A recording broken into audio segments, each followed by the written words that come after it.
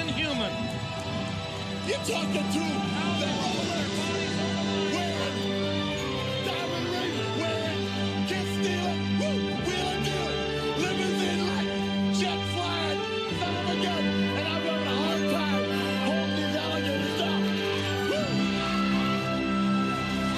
They call me Hot Rod, and everybody knows it. I don't have to say what I am, because I've done it. That's the difference between you and me. You talk about it, I do it. You will know that your ass is mine, and that's the bottom line. Cause those don't get some.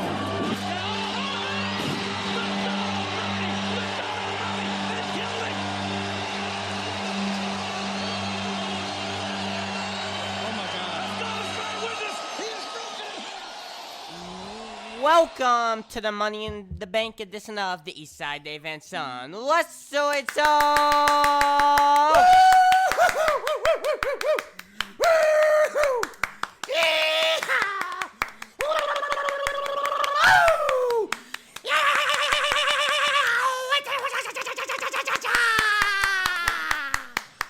Thank you, Stanley, Mac. Oh, my Lord.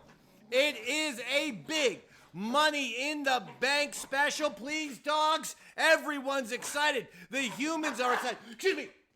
You're going to have to go somewhere else if you're going to want to play, because the humans are excited. The dogs are excited. It's Money in the Bank, dog. And that was a dog at you, not at the dogs themselves. That was like a Stanley, that was like me calling you dog, like Randy Jackson. I'm your dog. You're my dog. Like I'm a Randy Jackson. Or you're my dogsy. Trademark, copyright. I had that first. I had that before any other comedians started calling their audience doggies. Just saying. Hashtag just saying. The dogsy's been around since 2010. I called someone dogsy the other day and they go, who are you? Blah, blah, blah. And I go, no. If you've listened to the Davey Mac Sports program, the Dogsy's been around since 2010. Sorry, Dogsy. Facts are facts. Bam! And it is the Eastside Dave and Son Wrestling Show. My name is Davey Mac, Eastside Dave, Dave McDonald, whatever you want to call me. Just make sure, at the very least, you refer to me as my alias, Mr. Champion. With me, as always, the babyface of babyfaces, put them together for Stanley Mac. Stanley, talk to us. Hello, everyone. It's going to be a great Money in the Bank. Lots of excitement here, lots of applause that we are doing in front of our live studio audience. By live studio audience, I mean 2 dogs and a lot of wrestling action figures that we have set up as a studio audience. They're all staring at us. I'm looking at And Big some, John Mario, not even all wrestlers. A lot of Star Wars. There's some Star Wars people. There's Big John Studd. I see Hacksaw Jim Duggan. I see the Iron Sheik. These are the old school rubber wrestling figures. But yes, Yoda has made an appearance. Luke Skywalker's there. I'm seeing Obi-Wan R2 as well. Nevertheless, this ain't Star Wars in the Bank, dog. This is Money in the Bank. It's a major WWE premium live event. It's huge. Stanley and I have a disagreement about Money in the Bank, and I think we should kick off the show with that disagreement. You have heard my controversial hot take when it comes to Money in the Bank. I believe that Money in the Bank, fantastic. Love it. Love the concept. Love everything about it. But I believe that Money in the Bank does not necessarily need its own event, just like Hell in a Cell does not need its own event. I think they've stopped doing the Hell in a Cell events, but they still have the Hell in a Cell matches. That's smart. I think they could stop doing the Money in the Bank event and do a Money in the Bank match. I would put the Money in the Bank match back into WrestleMania, and on top of it, here's the real hot take, I'd do it every 3 years. You heard me right. That's every 3 years to make it special. The one concept that WWE has never, ever, ever heard of in their lives is that less is more. Is that sometimes if something's successful, WWE, you don't always have to beat it into the ground. I feel like it's become predictable. I think more often than not, it's annoying. The person just holding the Money in the Bank for months and months, threatening. I think that's annoying. I think it's a tease. I think that's a tease now that we've been seeing for 20 years, and it's old. And I'm not saying I'm not excited for tonight's event. I am. But I'm saying going forward, maybe think of just Money in the Bank matches and not do them. Okay, compromise every 2 years. Well, every 2 years then. Well, that's what WrestleMania from New Orleans went to. Went from WrestleMania next year to Money in the Bank next year. Just wonder how they feel about that. Well, that's a different topic. I understand what you're talking about. We'll talk about New Orleans in a second.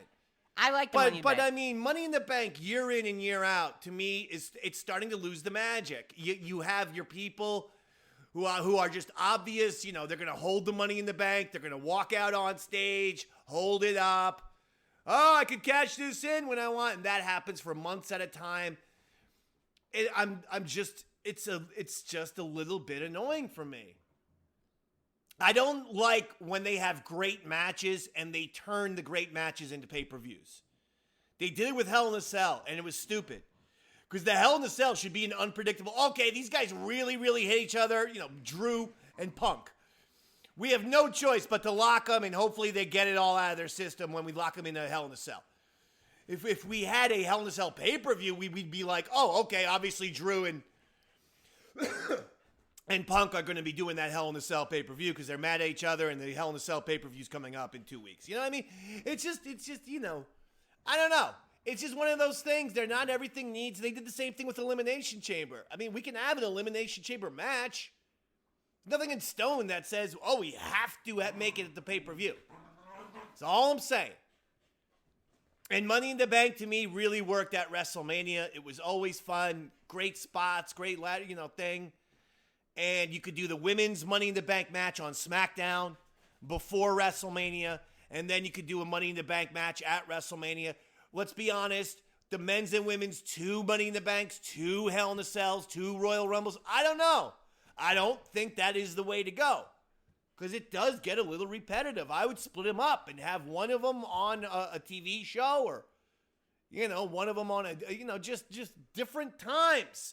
And if you didn't have the pay-per-view premium live event format, then you could do it. You could say, well, the women's Money in the Bank match is going to be such and such date.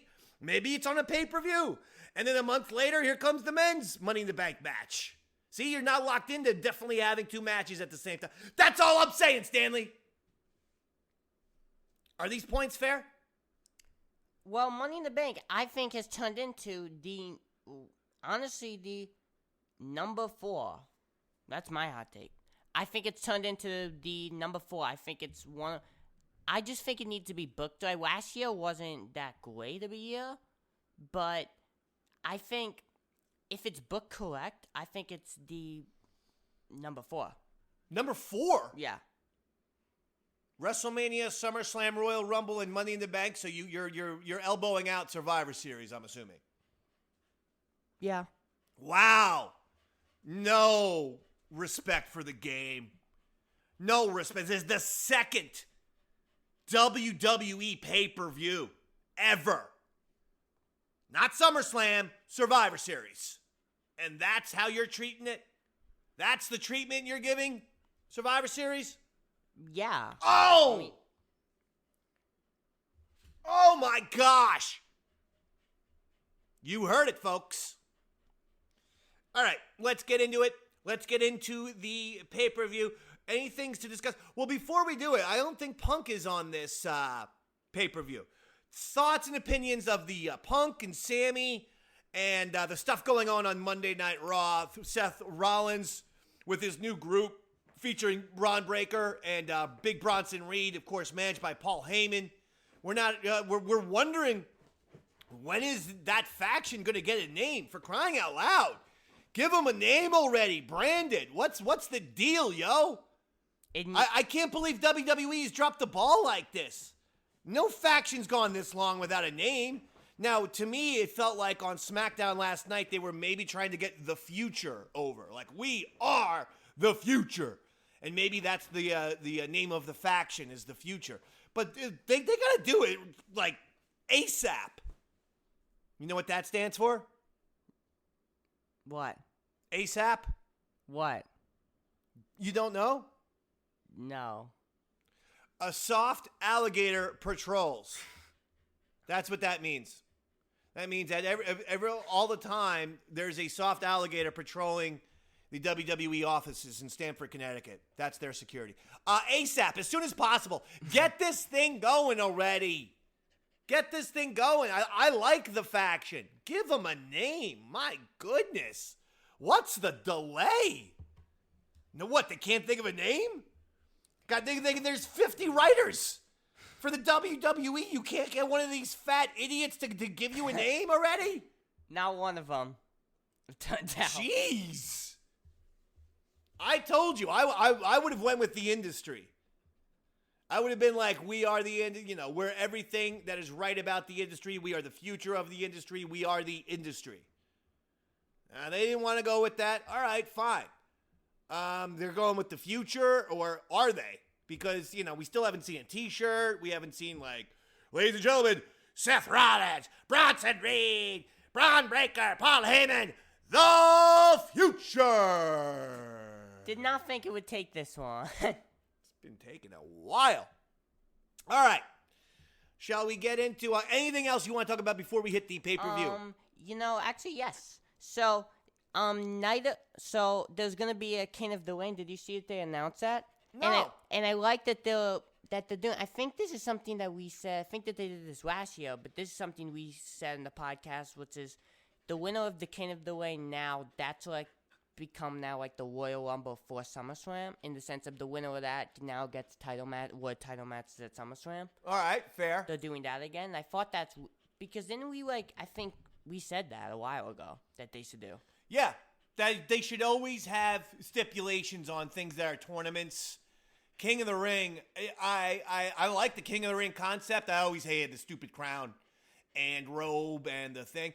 Even as a child, I thought that was lame. But I like the idea of a tournament, and then the tournament meaning something. The tournament actually leading to something, leading to a match, leading to a championship. So I'm all for that. That's good. Any comments about AEW? I don't watch anymore. I don't care anymore. I still see AEW fans online obsessed with the WWE. I think that's really pathetic. It's like the AEW wrestlers are still obsessed, and then now they're making mistakes with their promos because they're so obsessed about WWE versus AEW and this and that. That I saw Will Ospreay said the only reason why AEW sucks so much is because Moxley's the champion. So again, they don't teach anyone in AEW how to do promos. You don't bury the company, nor do you bury even your opponent. You make them shine. You call them out maybe personally. You call them bad people. You call out their morals, but you don't say like your opponent, well, you suck, you're boring, and when you're on television, everyone turns the channel. It's not how a good promo works. And they literally don't know this. So you have Ospreay saying, AEW sucks. Because of John Moxley. Yeah, because of John Moxley. So yeah, a whole bunch of, basically 500,000 people that were watching in 2019 that no longer watch anymore agree with you, Will. These AEW people can't stop talking about WWE versus AEW. It is actually pathetic. I've never heard so many people have to do promos for a company. Yeah. They don't do promos for themselves in AEW. They do promos for the company. They do promos for their boss. A Nepo baby billionaire who never accomplished anything in his business life. Nothing. He inherited everything and has bought stuff. He hasn't accomplished anything on his own. The total opposite of a self-made man is Tony Khan. Stop it. Trying to get sympathy as like you're the little startup independent. You're not that anymore. You're long in the tooth. You're 6 years in and you have a billionaire moron in Tony Khan who's just very unlikable. What's funny is they had it when they had Cody. Like, they had it. And their fan base has made AEW the most unlikable thing in the world. So that even if you are interested in certain people like I am with MJF or others, I'm not tuning in because the AEW fan base is beyond annoying and arrogant. So congratulations, your stupid league. And I saw this one guy. Mark my words, write it down, save this tweet. By 2030, Oh, I saw that too. AEW will overtake WWE. Hey, moron, that's not how predictions work, dummy. I'm like, that's 5 years. Oh, mark this down. In half a decade. Yeah, no one's going to remember your stupid tweet. We don't know who you are, you narcissist fool. You know, that's not how you do a prediction. In 5 years, in half a decade from that's not yeah, a lot of could have. Get some guts, you weak sauced loser. Get some guts. Yeah. Say by next year or 2 years. 2 years maybe is as far as a prediction can go. Not 5 years. God, AEW fans suck. All right, let's go to WWE Money in the Bank 2024. And let's start out with the women's Money in the Bank ladder match. Alexa Bliss versus Roxanne Perez versus Rhea Ripley versus Julia versus Naomi versus Stephanie Vacure. Stanley. I think Roxanne. Excuse me. I think Roxanne. Don't you say bless you, Daddy? God bless you. Don't you have any etiquette? God bless you. Thank you. After a sneeze. Bless you, Father. I think Roxanne. Roxanne Perez? Yeah. Easy. To win the Money in the Bank? Yeah. And why? Because she's one of those people who will come out for 3 months, hold up the Money in the Bank, fake it, and be like, I could cash in. You're just going to say this though. No, but I mean, do you see what I'm saying? Because that's what's going to happen if she wins. I'm sorry, but you know what? I think you're right. If she wins, then we're going to get that. Who do I think? Julia. Yeah. Upset special, Stanley. I don't know what it's an upset for. In your face. Next match, Stanley Mac. We're going to go with the men's Money in the Bank. Solo Sikoa versus LA Knight versus Penta versus Seth Rollins versus Andrade versus El Grande Americano. Stanley. So, I think it would be really funny if El Grande Americano wins. That would be so funny. But no, I think it's going to be LA Knight. You think LA Knight? Yeah. I like it. With LA Knight, I could see him doing a Rob Van Dam, which I appreciated. When Rob Van Dam won the Money in the Bank all those years ago, he said, great, now I'm challenging you, John Cena, to a world championship match at the next pay-per-view. We haven't seen enough, things like that. Especially if you're a babyface, that's how you should be approaching it. So I could see LA Knight perhaps doing that. Calling out somebody and saying, next pay-per-view, I want the match. So, okay, I got no issues with that.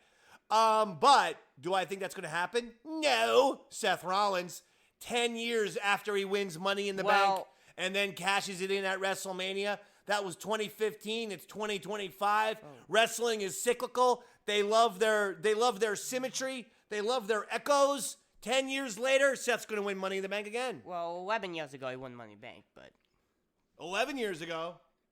Yeah, he cashed it in. And he won it. He won the Money in the Bank. When did he win Money in the Bank? 2014. Oh. He cashed it in 2015. But when was the match? 2015. But he wins. What match? WrestleMania was 2015. That was 10 years ago that he cashed in Money in the Bank. When he won Money in the Bank was in 2014. What month? Like October. It was sometime something. It was sometime something. Great facts, great details, great info. I don't know the exact months of Money in the Bank 2014. Okay, well, my point being, it's 2015 is when he cashed in the Money in the Bank to win the championship. 10 years later, from that, Seth will win the Money in the Bank and then at some point cash in. Well, that is the prediction. Reason why I don't see that is because on SmackDown, they appealed pretty much every second segment and took out everyone. That tells me Seth's not winning. That's just the WWE logic. I disagree with that. Faction rules are different. That's you're going on like one-on-one. If one guy beats up the other guy before the pay-per-view, then the guy beaten up, oftentimes wins. I understand what you're saying. I do. But not when it's a faction. When it's a faction and they're destroying everyone, actually that points to it could be Seth. I'm going with Seth Rollins winning. You heard it here. Next one, Lyra Valkyria versus Becky Lynch for the Women's Intercontinental match. If Becky Lynch loses, she can no longer challenge for the title for as long as Valkyria is champion. If Valkyria loses, she will be forced to raise Lynch's hand and acknowledge Lynch as the better woman. You know what I was thinking? I was thinking that the stipulation, for some reason, the stipulation make the match seem like Becky's the babyface, just when you look at the stipulation, and Lyra's the heel? You know what I mean? No. Like, last chance. That's what... Do you know what I mean? No. If Becky wins, she's forcing Lyra Valkyria to raise her hand. That's a very heel move. The referee does that. She's saying, now you have to do it. And basically embarrassing the babyface. I know, I disagree. I'm sorry, Stan Man. This is a time where we're Siskel and Eberting this thing. I could lie to you. I could lie to the Cy Dave Son Wrestling Show audience. And God knows I have. Several times. Why would you admit fools! that? That's like Will Ospreay saying AEW sucks live on television. All right, good point. I mean, I've never lied to you, anyone listening to this. And I've never lied to Stanley either. Wait. And I'm not crossing my fingers at all when I say this. My fingers are not crossed. They are absolutely crossed. Shh! Rat me out? Little weasel? Little rat? Like Henry Hill? You ratted me out. All right. Finally, we're going to the main event. Oh, by the way, who do you like here? You didn't even say. I didn't even say it. It's right. Becky. I'll go Lyra Valkyria, though I still don't like the name. Never will. Next one. And this is the final match that we have listed. They only have 4 matches listed. I would think maybe they're going to enter a 5th match. But anyway, the big tag team match, which I could see being the main event, but then again, probably will be the men's Money in the Bank. They've announced they're advertising the main event being the tag team. Oh, it is? Okay. So the main event, Cody Rhodes, Jey Uso versus John Cena and Logan Paul. Good old-fashioned tag team match, but you are getting champions. Jey Uso, the world champion. John Cena, the WWE champion. If you're saying, what's the difference there, Dave, man? Don't ask me. I didn't tell the WWE to come up with 2 world championships. I hate it. Nevertheless, Jay's the world champion. Cena's the WWE champion. And should be a fun match, Stanley. What do you think of the match, and who do you like? Well, I will say, so if Jey Uso doesn't hit his Uso splash on both Cody and Cena at the same time, stack them 1, 2, 3, then Rikishi's going to be upset if that doesn't happen. Yeah, I told Triple H, I said it here on this show months and months ago. You know, it's like with Rikishi, it's like feeding the ducks. You're not supposed to feed the ducks, especially bread. Then they keep coming back. They start to rely on the humans feeding them bread, and then they die the second the humans don't do it. because they're counting on humans rather than counting on themselves and nature and the process of evolution. It's the same thing. When Rikishi was complaining months ago, even though all Triple H has done is booked his children, Jimmy and Jey Uso, and quite frankly, the entire bloodline and all Samoans very, very well. And Rikishi was complaining about the Intercontinental Championship, that he's complaining he should be a world champion. He gets made a world champion, then he's still complaining. Then he complains about this, he complains about that. Now he's complaining about this tag team match. How could this possibly be a bad thing? Jey Uso and Cody Rhodes versus Cena and Logan Paul. On what planet is that a bad match? It's mega powers again. Like what's the deal? What, Rikishi? At this point, if I was Triple H, and I am not joking here, I would call up Rikishi and say, one more criticism, public criticism of how we book Jay, and we're booking him to lose the championship. 100% I'd do it. 100% I would do it. That's blackmail. No, it's not blackmail.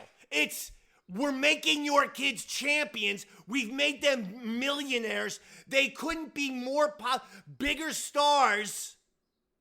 Let's be honest. For a decade, the Usos were a mid-card tag team. Sorry to tell the truth. They weren't even the top 5 tag team in the WWE. Hey, times have changed. The bloodline changed everything.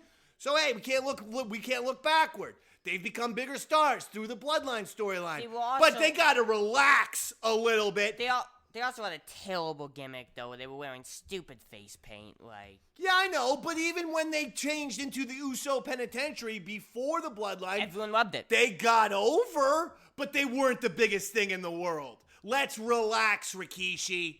Can he give these guys any more championships? They've won tag team championships, an intercontinental championship, and a world championship. Rikishi, shut up. And I'm not kidding.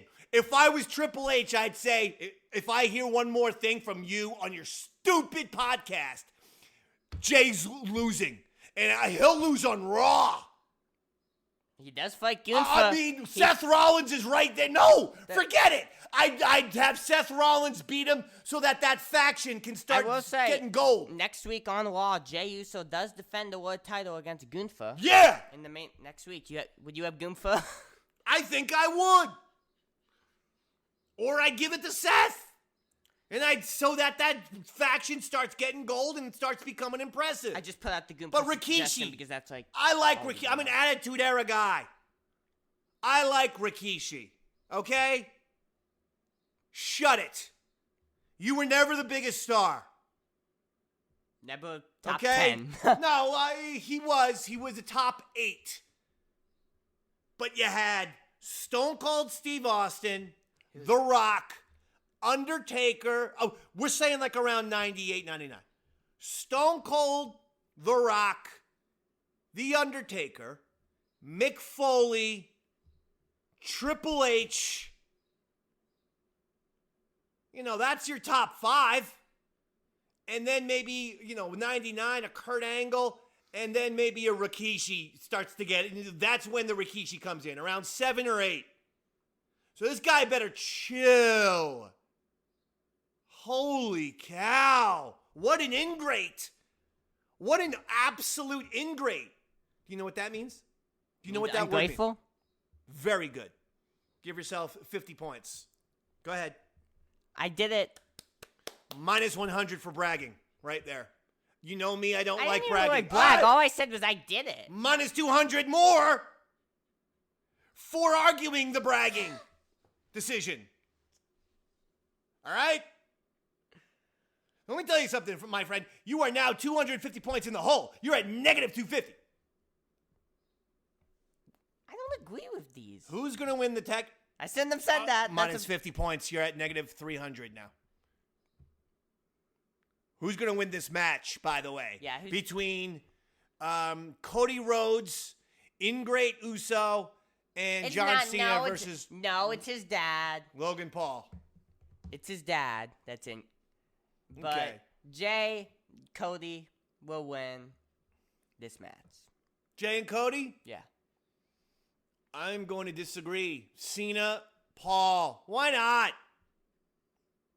Why not? Let's have some fun. And that's going to do it.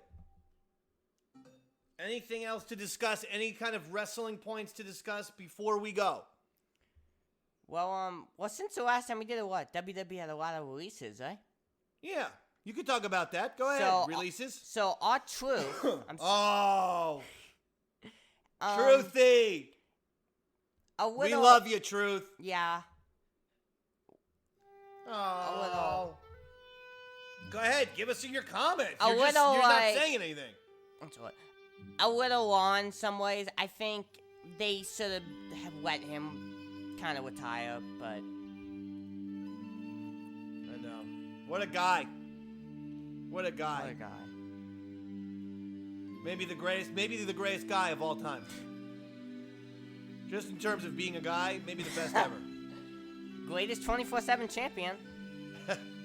How many times did R-Truth win the championship? The 24/7 championship? 54 times. 54 times, ladies and gentlemen. Cena's at 17. The way I'm looking at it, that's a world title, which means Cena's 37 away? Oh, Truthy. Well, we love R-Truth, and we're sure.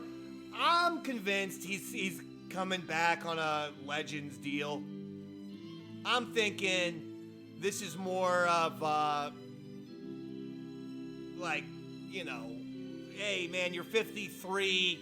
You don't need to be full-time roster. Might be a pay cut, but at the same time, we're gonna Legends you up. We're gonna Legends you. And you know those Legends deals, anywhere from 150 to, from what I've heard, 300,000. It's not just 150. Some of the other Legends, sometimes they got upwards of $300,000. $300,000 a year for doing nothing, pretty much. You can go to a couple Raws or something. That's a good deal. I don't think that's gonna happen. Well, we'll see. Hey, enjoy Money in the Bank. He's Stanley Mac. I'm Davey Mac. Good night, everybody.